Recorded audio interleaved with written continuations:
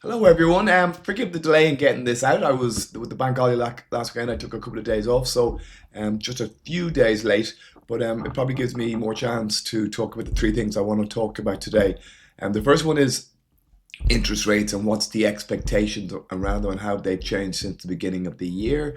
Second thing, obviously, permanent TSB were bought out. What that means, when's it likely to happen? And the third thing, obviously, in the news last week was um, one of the banks now potentially offering up to 5 times your income. Want to discuss all of that and more, and we're going to start with initially the interest rates. I'm just going to show you something that I thought was really, really good in terms of demonstrating where it's at. So hang on 2 seconds there.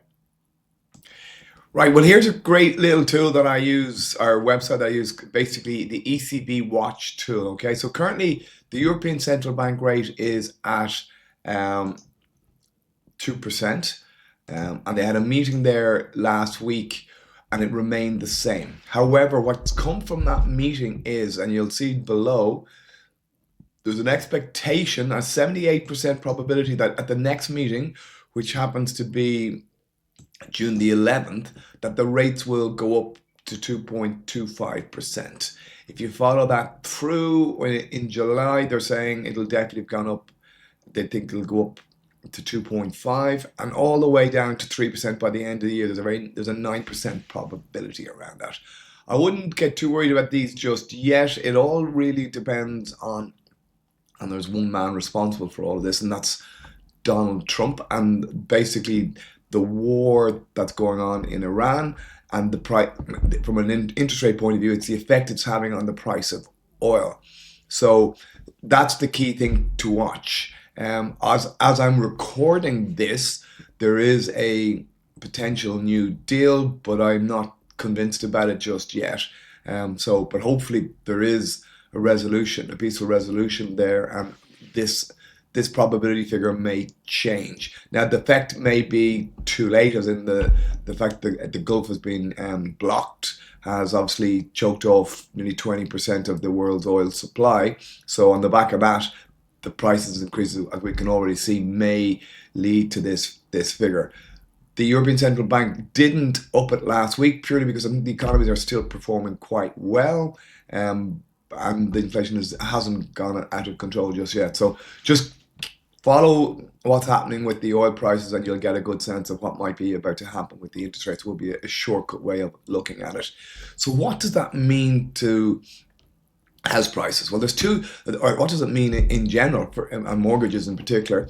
For the house prices, well, you know my view on this. I still don't see house prices falling for the next significant period of time, 12 to 24 months, purely because the gap is still between supply and demand is still too significant. So my view on it would be very much, it might reduce the heat in the market, which is no bad thing because instead of having some crazy bidding wars go on, you may just have a situation whereby instead of six people looking to buy the one house, you may only have two or three, which ultimately will have a knock-on impact in terms of the rate of increase in the prices because ultimately the bidding wars don't become as intense. So that might be one impact. The other impact is, and this is something where you could be a bit strategic about it, but there is a little bit of crystal ball gazing here because no one ever really knows what's going to happen.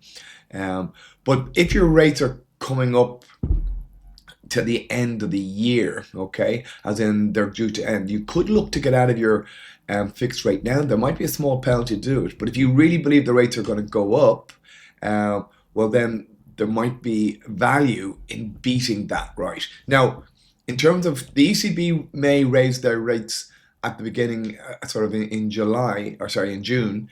That doesn't mean the banks will follow on immediately. There will normally be some level of time lag.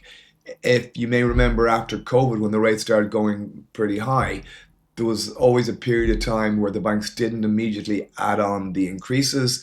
And they were playing a kind of waiting game against each other as to see who would blink first, because whoever basically ups their rates, they're going to lose market share. So there's a judgment call, and then obviously sometimes when one does it, the other one will follow pretty quickly thereafter. So it just, if the rates go up next month, it doesn't mean it'll be immediate, but the impact would certainly at some point, the direction of the banks putting the rates up is only going to go one way, and that's up if this happens. So keep just an eye on what's happening in the world, as I'm sure you are, and you'll get a sense in terms of the petrol price. It's just one simple gauge instead of having to read going into the ECB Watch website. Just follow what's happening in the petrol prices, and it'll kind of give you a very good estimate as to what might be happening with the interest rates in the background.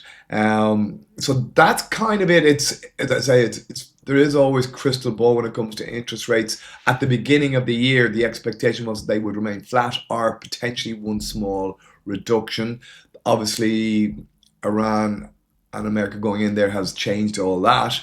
But if there is a sustainable peace deal, well, obviously those expectations of rates going up may actually change. So there you go. That's my take on what's happening on the market or with the interest rates for the moment.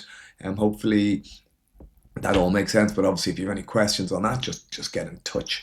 Next thing I want to talk about is the permanent TSB and what that means. Give me 2 seconds. So permanent TSB have basically been bought out even by a bank called Bawag. They're a very large Austrian bank with a presence in a number of in countries throughout Europe. They're a really, really large bank. They're basically going to be, in theory, it's saying the deal will close by the end of this year or early next year. Given when KBC and Ulster Bank were sold, it seemed to take a longer period than time. That I'd be very surprised if it wasn't until kind of this time next year, but I could be wrong on that.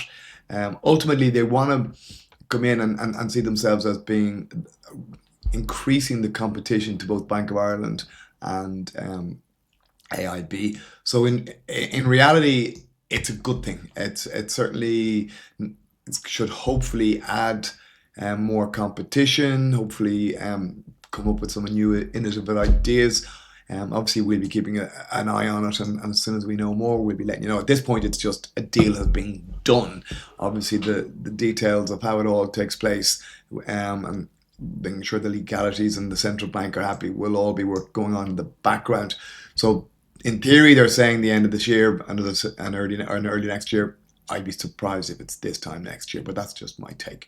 The other thing that was in the news last week that has got a lot of headlines was basically NUA potentially now offering exceptions up to 5 times people's salary. I'm going to immediately start with saying the details are still a bit sketchy around it at this point, and I would say it's very much an exception to the exception, if that makes any sense. Getting 5 times your salary isn't going to be something they're going to give out to everyone. They're still bound by the central bank rules and in terms of the percentage of lending that they can do at that level. The other thing I would also want to caution people, borrowing 5 times your salary, it's a significant sum. You need to be very comfortable with what you're taking on board. Ultimately, yes, you want your home, but you don't want to be living a life around, how should I describe it, just working to pay off your mortgage on a month-by-month basis. New have been a breath of fresh air into the market when it comes to innovation, comes to speed, comes to technology, comes to in terms of how they view the consumer when it comes to their bank accounts. They're not as stressed as the other banks are. However, they are a niche bank at this point, and there is a slight interest rate premium for the privilege of that. So if they're prepared to go up to 5 times your salary, obviously any conversations we'd have around that would be making sure affordability, making sure that you can afford to pay it back on a month-by-month basis would be key. So, and there's all the news, a lot going on last month for the month of April. Hopefully you all have a good May, and if you have any questions, whether around the impact of interest rates, the 5 times in particular, they're the 2 that are most relevant. Obviously, the permanent TSB is going to watch this space, but and you have a great month and hope to hear from you soon. And all the best for now. Thanks for listening.